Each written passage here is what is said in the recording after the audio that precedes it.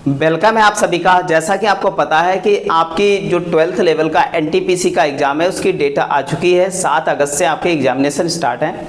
तो उसके जो साइंस के क्वेश्चंस हैं, अभी तक जितने भी जबरदस्त क्वेश्चन आए हुए हैं और बार बार रिपीट हो रहे हैं, सिर्फ एग्जाम में आने वाले क्वेश्चंस वही कराने जा रहे हैं और बहुत जबरदस्त होने वाली है क्लास। बहुत अच्छे से सारी चीज़ों को देखिएगा। आपकी ऐसे ही जीएस की चल रही है, ऐसे ही जीके की भी क्लास स्टार्ट होगी एमसीक्यूज की, जो अभी तक बहुत इंपॉर्टेंट क्वेश्चन है और बार बार रिपीट हो रहे हैं। ठीक है, तो स्टार्ट करते हैं। पहला पार्ट है हमारा और पहला क्वेश्चन है हमारा दे रखा है, इनमें से किस में सबसे अधिक लोहा पाया जाता है। मतलब बात कर रहा है Fe की, लोहा की बात कर रहा है भैया। जो है Fe सबसे ज्यादा किस में पाया जाता है, तो आप Fe बताएंगे सबसे ज्यादा पाया जाता है केले में। ठीक है, तो ध्यान रखिएगा, केले में सबसे ज्यादा Fe पाया जाता है। हरी सब्जियों में भी होता है, जैसे कहते हैं जिसको आयरन की कमी होती है तो कहते हैं कि भैया आप साग वगैरह खाओ, हरी सब्जी खाओ। ठीक है, उसमें भी होता है आपका जो चीजें जो है, लेकिन सबसे ज्यादा इसमें क्या होगा, केले में होगा। तड़ित चालक क्या कहा है, तड़ित चालक का आविष्कार किसने किया था, तो तड़ित चालक आविष्कार बेंजामिन फ्रैंकलिन ने किया था। ऑप्शन नंबर क्या हो जाएगा, सी हो जाएगा आपका। बहुत ही जबरदस्त क्वेश्चन है, ये सवाल बार बार पूछा गया है और बहुत ही जबरदस्त क्वेश्चन है। ठीक है, चलते हैं अगले क्वेश्चन की ओर। अगला क्वेश्चन हमारा बहुत अच्छा है, किस पादप को शाकीय भारतीय डॉक्टर कहते हैं। भैया कौन सा ऐसा पौधा है जो बड़ी जो है बीमारियों में यूज होता है, जैसे आपको कोई जो है शारीरिक फंगस वगैरह हो जाए, त्वचा का फंगस हो जाए कहीं पर जो है, तो हम लोग क्या करते हैं, हम लोग नीम के जो है पानी से धुलाई करते हैं। तो इसी को कहा जाता है क्या, शाकीय जो है भारतीय डॉक्टर कहा जाता है। किसको, नीम को कहा जाता है। चलते हैं अगले क्वेश्चन की ओर। अगला क्वेश्चन हमारा बहुत जबरदस्त है, कह रहा है लिटमस जो है पत्र किससे प्राप्त होता है। तो लिटमस पत्र किससे प्राप्त होता है, तो बताएंगे लाइकेन से जो है लिटमस पत्र प्राप्त किया जाता है। बहुत अच्छे से ध्यान रखिएगा, कहीं कहीं पर सेलुलोज होता है, एक्चुअल में सेलुलोज से भी लिटमस पत्र बनता है, ये बात ध्यान में रखिएगा। चलते हैं अगले क्वेश्चन की ओर। अगला क्वेश्चन हमारा बहुत जबरदस्त है, कह रहा पानी का घनत्व किस ताप पर अधिकतम होता है। लोग 100 डिग्री सेंटीग्रेड लगा देंगे, लेकिन आप नहीं लगाएंगे, आप बताएंगे सबसे अधिक डेंसिटी होती है 4 डिग्री सेंटीग्रेड पर, सबसे अधिक डेंसिटी होती है पानी की। ध्यान रखिएगा। चलते हैं अगले क्वेश्चन की ओर। अगला क्वेश्चन हमारा बहुत अच्छा है, विश्व का प्रत्येक पदार्थ अत्यंत सूक्ष्म कणों से मिलकर बना होता है, यह सर्वप्रथम किसने कहा था। तो ये कहा था सर्वप्रथम हमारे जो है कणाद मुनि साहब ने कहा था, और कहते हैं कि इन्होंने ही सबसे पहले एटम की बात की थी, इन्होंने ही सबसे पहले एटम के बारे में बताया था। ठीक है, चलते हैं अगले क्वेश्चन की ओर। अगला क्वेश्चन हमारा, किसी बिजली की इस्त्री को गर्म करने के लिए किस धातु का प्रयोग किया जाता है, तो बता देंगे किसका प्रयोग किया जाता है, नाइक्रोन का प्रयोग किया जाता है। ध्यान रखिएगा, बहुत इंपॉर्टेंट है सवाल, बहुत जबरदस्त इसको बनाया है हमने और ये सवाल कई बार आया है और आप भी बना करके आएंगे पेपर में। निम्नलिखित में से किसकी उपस्थिति के कारण दूध में मिठास आती है। तो दूध में कौन सा जो है अम्ल होता है भैया, शर्करा होती है, तो लैक्टोज शर्करा होती है। कौन सी शर्करा, लैक्टोज शर्करा होती है। ध्यान रखिएगा, ऑप्शन नंबर क्या हो जाएगा हमारा, सी हो जाएगा। आगे चलते हैं अगले क्वेश्चन की ओर। अगला क्वेश्चन हमारा बहुत अच्छा है, विश्व में सबसे लंबा पौधा कौन सा है। तो वैसे सिकोआ का सबसे लंबा पौधा है, लेकिन इन ऑप्शंस में सबसे लंबा पौधा तो बताएंगे यूकेलिप्टस का। आप लिप्टिस देखते होंगे ना, आसपास आपके खड़ी होती है, तो सबसे लंबा पौधा अगर विश्व में पूछा जाए तो आप बताएंगे यूकेलिप्टस। अगर सिकोआ का पौधा ऑप्शन में नहीं दे रखा है, वो यूएसए में वर्तमान में विश्व का सबसे ऊंचा पौधा सिकोआ का। ठीक है, चलते हैं अगले क्वेश्चन की ओर। अगला क्वेश्चन हमारा बहुत अच्छा है, पौधे की लंबाई में वृद्धि के लिए कौन सा आवश्यक नहीं होता है। कौन सा ऐसा तत्व है, तो बता देंगे सोडियम जो तत्व है वो आवश्यक नहीं होता है कि पौधे में वृद्धि के लिए जिम्मेदार। वृद्धि के लिए जिम्मेदार होता है कैल्शियम, नाइट्रोजन और फास्फोरस, सोडियम जिम्मेदार नहीं होता है। ये बात हमको ध्यान में रखनी है। चलते हैं अगले क्वेश्चन की ओर। अगला क्वेश्चन हमारा है बहुत जबरदस्त क्वेश्चन है, देखिएगा पत्ती के लाल, नारंगी और पीला रंग किसके कारण होता है, तो बता देंगे कैरोटीनॉइड के द्वारा होता है। कैरोटीनॉइड के द्वारा जो है इनके पत्ती के जो लाल, नारंगी और पीला जो कलर हो जाता है वो इसी के कारण होता है। ठीक है, चलते हैं अगले क्वेश्चन की ओर। अगला क्वेश्चन हमारा बहुत अच्छा है, देखिएगा निम्नलिखित में से किस रंग की सर्वाधिक तरंगदैर्घ्य होती है। तो आप सिंपल सा बता देंगे और 50 बार ये सवाल आया, ऑप्शन नंबर ए लाल रंग की तरंगदैर्घ्य सबसे अधिक होती है। ठीक है, चलते हैं अगले सवाल की ओर। अगला सवाल हमारा बहुत अच्छा है, बहुत जबरदस्त है, कह रहा महान वैज्ञानिक आर्किमिडीज ने देश से संबंधित, कौन से देश से संबंधित है हमारे आर्किमिडीज, तो आर्किमिडीज बताएंगे ग्रीस से संबंधित। ग्रीस मतलब जिसे वर्तमान में यूनान के नाम से जाना जाता है, मतलब वर्तमान में ग्रीस कहा जाता है, पुराने समय में से यूनान कहा जाता था। यूनान और ग्रीस एक ही बात है। ठीक है, ध्यान रखिएगा। चलते हैं अगले क्वेश्चन की ओर। कोई पढ़ ले भैया कि यूनान हमने पढ़ा है, एक्चुअल में यूनान ही ग्रीस है, ठीक है, बहुत अच्छे से। न्यूटन मीटर किसका मात्रक है? किसका मात्रक है तो बताएंगे ऊर्जा का मात्रक है। न्यूटन मीटर ऊर्जा का मात्रक है। बहुत जबरदस्त क्वेश्चन है, ठीक है। चलते हैं अगले क्वेश्चन की ओर। अगला सवाल हमारा बहुत अच्छा है, गुर्दे की किडनी की संरचनात्मक एवं कार्यात्मक इकाई। तुरंत आप बहुत बार सवाल आया है ये बायो से, अगर किडनी के बारे में पूछने की कभी जो है जरूरत पड़ती है उसको गुर्दे के बारे में, तो वो यही पूछता है क्वेश्चन। तो क्या है? नेफ्रॉन होता है। क्या है? गुर्दे की जो है क्या है? संरचनात्मक और कार्यात्मक इकाई होती है, ठीक है। चलते हैं अगले क्वेश्चन की ओर। अगला क्वेश्चन हमारा बहुत अच्छा है, जब मैक संख्या 1 हो तो ध्वनि को क्या कहा जाता है? तो कहा जाता है ध्वनिक कहा जाता है। ऑप्शन नंबर क्या हो जाएगा? सी हो जाएगा। क्या कहा जाता है? ध्वनिक कहा जाता है, ठीक है, बहुत अच्छे से। चलते हैं अगले क्वेश्चन की ओर। अगला क्वेश्चन हमारा बहुत अच्छा है, समझिएगा भैया। किस पौधे में बीज तो होता है लेकिन फल नहीं होता है? भैया अगर बीज होता है तो फल नहीं होता है, तो वो ऐसा पौधा कौन सा हो सकता है? साइकस हो सकता है, अदरवाइज कोई ऐसा पौधा नहीं हो सकता है, ठीक है। चलते हैं अगले क्वेश्चन की ओर। अगला क्वेश्चन हमारा बहुत जबरदस्त क्वेश्चन है, देखिएगा, समझिएगा। कह रहा है centre for DNA and fingerprints and diagnostic कहां स्थित है? तो आप बता देंगे बेंगलुरु में अवस्थित है। बहुत जबरदस्त क्वेश्चन है, बहुत लोगों ने पिछली बार गलत किया है, इस बार आप बना के आएंगे, 100% बना के आएंगे, क्योंकि आप पढ़ रहे हैं मैथ भाई सूरज सर से, और यहां पर जो है हर चीज आपको बहुत ही एक्यूरेट दी जा रही है, ठीक है। प्रोटीन के निर्माण में आधारभूत इकाई है तो बता देंगे अमीनो एसिड। कहते हैं कि 20 कहीं पर 25 अमीनो एसिड से मिल करके क्या कहते हैं? प्रोटीन बनती है, ठीक है। तो आप कह सकते हैं कि प्रोटीन की आधारभूत इकाई क्या है? Amino acid. ऑप्शन नंबर क्या हो जाएगा? ए हो जाएगा। बहुत अच्छे से सारे क्वेश्चन बहुत जबरदस्त तरीके से बनाएंगे हम लोग।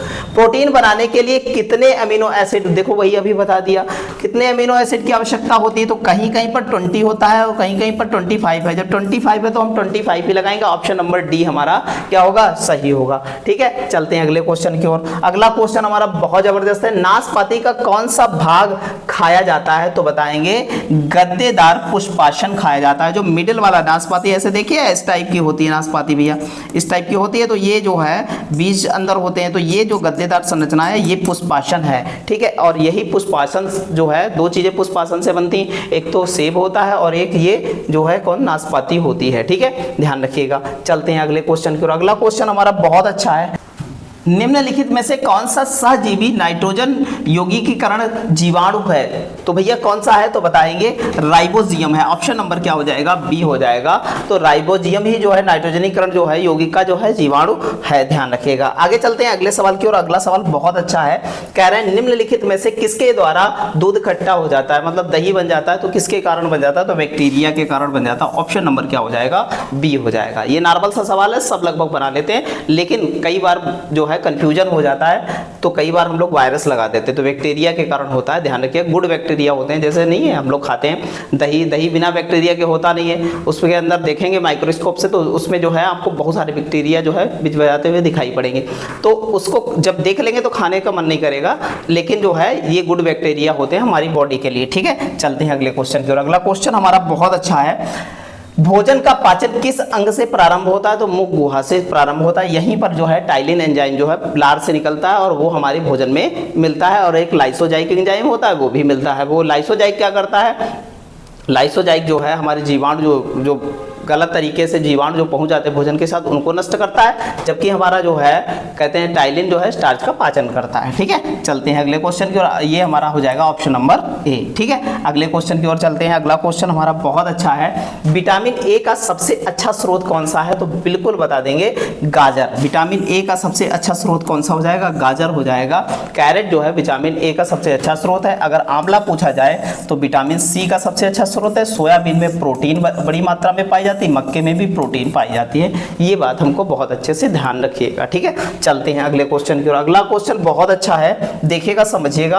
कह रहा है कि कोशिका का ऊर्जा ग्रह किसको कहा जाता है? तो बताएंगे माइटोकॉन्ड्रिया को कोशिका का ऊर्जा ग्रह कहा जाता है, ध्यान रखिएगा। जबकि राइबोसोम को क्या कहा जाता है? प्रोटीन की फैक्ट्री कहा जाता है, ध्यान रखिएगा इसको, और इसको प्रोटीन की फैक्ट्री कहा जाता है। लाइसोसोम को क्या कहा जाता है? तो लाइसोसोम को कमेंट करके बताइएगा कि क्या कहा जाता है, ठीक है, ध्यान रखिएगा। आत्महत्या की थैली कहा जाता है, ठीक है। चलते हैं अगले क्वेश्चन की ओर। अगला क्वेश्चन है, विश्व पर्यावरण दिवस कब मनाया जाता है? तो बता देंगे विश्व पर्यावरण दिवस कितना? 5 जून को मनाया जाता है। विश्व पर्यावरण दिवस 5 जून को मनाया जाता है, ध्यान रखिएगा। बहुत अच्छा सवाल है, ऐसे ही हम लोग नॉर्मल तरीके से करेंगे, ये लगभग नॉर्मल सा सवाल था, सब लोग बना लेंगे। कैंसर संबंधी रोगों का अध्ययन कहलाता है, तो बताएंगे ऑन्कोलॉजी जो है कैंसर संबंधी रोगों का अध्ययन करने को कहलाता है ऑन्कोलॉजी। ध्यान रखिएगा, बहुत इंपॉर्टेंट क्वेश्चन है। आगे चलते हैं, अगला क्वेश्चन है हमारा, केंद्रीय औषधि शोध संस्थान जो है कहाँ है भैया? बहुत अच्छा सवाल है, ये कई बार पूछा गया, तो आप बता देंगे लखनऊ में है। ऑप्शन नंबर क्या हो जाएगा हमारा? ऑप्शन नंबर सी हो जाएगा। अगले क्वेश्चन की ओर चलते हैं। अगला क्वेश्चन हमारा बहुत अच्छा है, कह रहा है कि प्रोटॉन जो है परमाणु में कहाँ रहते हैं? ये है परमाणु में प्रोटॉन कहाँ रहते हैं? देखो भैया, ये होता है एटम। एटम जो होता है ना, अब समझिएगा, ये एटम है पूरा, और यहाँ पर क्या है आपके बहुत सारी कक्षाएं हैं, ये कक्षाएं हैं। तो ये इन कक्षाओं में जो है क्या रहते हैं? इन कक्षाओं में ये कक्षक होते हैं, यहाँ पर इलेक्ट्रॉन्स रहते हैं। यहाँ पर जो नाभिक होता है, ये जो नाभिक है इसमें न्यूट्रॉन और प्रोटॉन रहते हैं, तो नाभिक के भीतर रहते हैं। ऑप्शन नंबर क्या हो जाएगा? ए हो जाएगा। ठीक है, चलते हैं अगले सवाल की ओर। अगला सवाल हमारा बहुत अच्छा है, देखिएगा समझिएगा।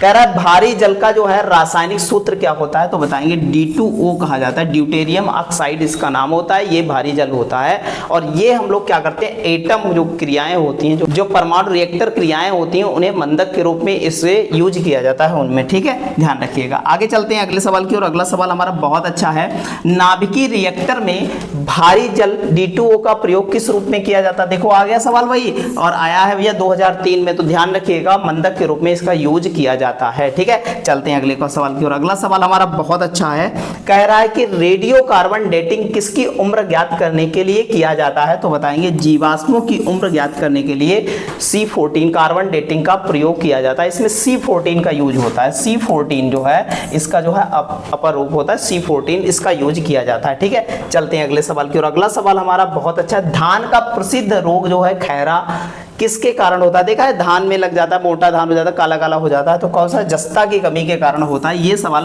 बड़ी बार वो पूछा गया है, बहुत बार पूछा गया है, तो ध्यान रखिएगा किसकी कमी के कारण? जस्ता की कमी के कारण खैरा रोग हो जाता है। ठीक है, चलते हैं अगले सवाल की ओर। अगला सवाल हमारा है, रक्त का शुद्धिकरण कहाँ होता है? तो रक्त का शुद्धिकरण किडनी में होता है। किडनी में जाकर के फिल्टराइज होता है। जब किसी व्यक्ति की किडनी खराब हो जाती है तो उसे जो है कौन सी विधि द्वारा उसका रक्त को क्या किया जाता है? साफ किया जाता है। ये आपको आंसर देना है, बहुत ही जबरदस्त है, कई बार पूछा गया है, कमेंट करके आंसर जरूर दीजिएगा। ठीक है, चलते हैं अगले क्वेश्चन की ओर। अगला क्वेश्चन हमारा बहुत अच्छा है, सूर्य विकिरण का कौन सा भाग जो है सोलर कुकर को गर्म करता है? तो अवरक्त किरणें उसकी जो है सोलर कुकर को गर्म करती है। ऑप्शन नंबर क्या हो जाएगा? बी हो जाएगा। बहुत जबरदस्त सवाल है, और कई बार आया, बहुत लोग गलत करते हैं इसको। सब प्रकाशीय किरण लगाते हैं या पराबैंगनी किरण लगाते हैं, अल्ट्रावायलेट। ठीक है, ध्यान रखिएगा।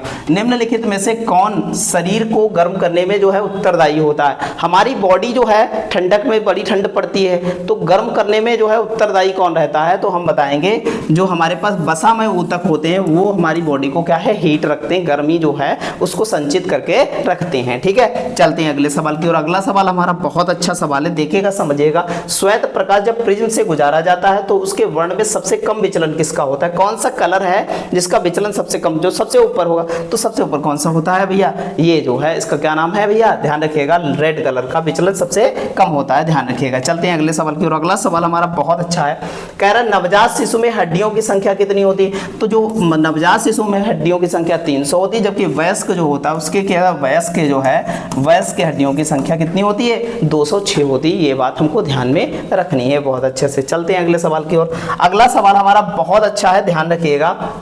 संसार में सबसे तेजी से बढ़ने वाला पौधा कौन सा है? तो बता देंगे बांस। बांस बड़ी तेजी से बढ़ता है, आप देखते हैं, आप खुद जो है आप देखिएगा, एक्सपीरियंस कीजिएगा, तो सबसे तेज बढ़ने वाला पौधा कौन सा है? बांस है। ध्यान रखिएगा, बहुत इंपॉर्टेंट है। चलते हैं अगले सवाल की ओर। अगला सवाल हमारा बहुत अच्छा है, मानव शरीर में लाल रक्त कणिका का जो है निर्माण कहाँ होता है? तो बताएंगे बोन मैरो, मतलब अस्थि मज्जा में निर्माण होता है रेड जो है रक्त कणिकाओं का। ठीक है, आरबीसी का। ठीक है, ध्यान रखिएगा, बढ़िया सवाल है। चलते हैं अगले सवाल की ओर। अगला सवाल हमारा देखिएगा समझिएगा, रेफ्रिजरेटर में थर्मोस्टेट का जो है कार्य क्या है? थर्मोस्टेट मतलब बराबर रखने का, टेम्परेचर बराबर रखने का, तो कह सकते हैं एक समान तापमान बनाए रखने का कार्य होता है। ऑप्शन नंबर क्या हो जाएगा?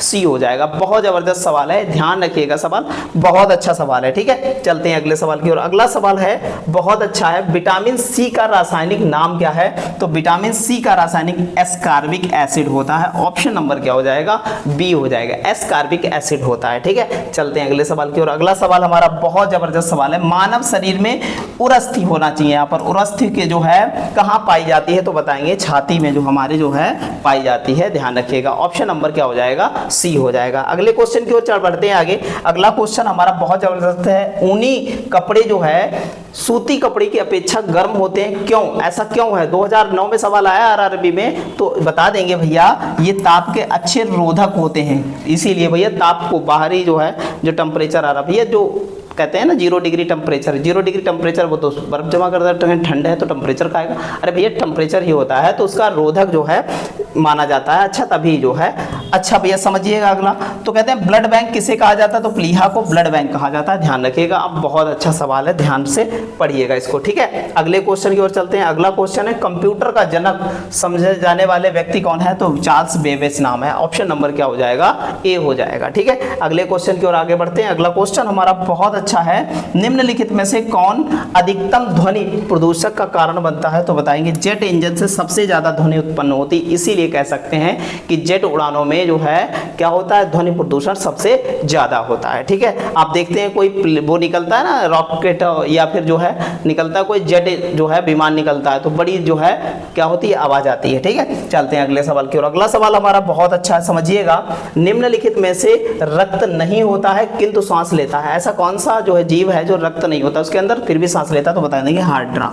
कौन सा, हाइड्रा होता है, ठीक है। बहुत अच्छे से चलते हैं, अपना लास्ट क्वेश्चन है आज का क्लास का, और बहुत जबरदस्त क्लास हुई है। सारे क्वेश्चन बहुत इंपॉर्टेंट है आपकी एग्जामिनेशन की दृष्टि से। किस जो है ग्रंथि के लुप्त हो जाने से आदमी बूढ़ा हो जाता है, तो भैया अगर जो है वो ग्रंथि ना खत्म हो तो आदमी हमेशा जवान रहेगा, जवान रहेगा मतलब हमेशा यंग की तरह दिखेगा, तो वो है थाइमस। थाइमस के जो है क्या है, धीरे धीरे क्या होती है, बचपन में तो ठीक ठाक होती है, फिर धीरे धीरे क्या होती है, 14 साल के बाद जब व्यक्ति हो जाता है उसके बाद धीरे धीरे समाप्त होने लगती है, और लास्ट टाइम क्या हो जाती है, समाप्त हो जाती है। ये बात हम लोग बहुत अच्छे से ध्यान रखेंगे भैया, बहुत अच्छा से सारी चीजें हम लोग क्या करेंगे, कवर करेंगे, और बार बार वीडियो देखेंगे। सारे वीडियो जो है क्वेश्चंस बहुत ज़बरदस्त हैं, और इनको बार बार देखेंगे तो सारे बहुत अच्छे से लर्न हो जाएंगे। और भैया बस एक ही रिक्वेस्ट है आपसे कि चैनल को लाइक कीजिए, शेयर कीजिए, और सब्सक्राइब नहीं किया तो सब्सक्राइब कीजिए, और ऐसे ही ज़बरदस्त तरीके से पढ़ते रहिए, क्योंकि इस बार सिलेक्शन आपका तय है, क्योंकि आप जुड़े हैं मैथ्स बाय सूर्य सर के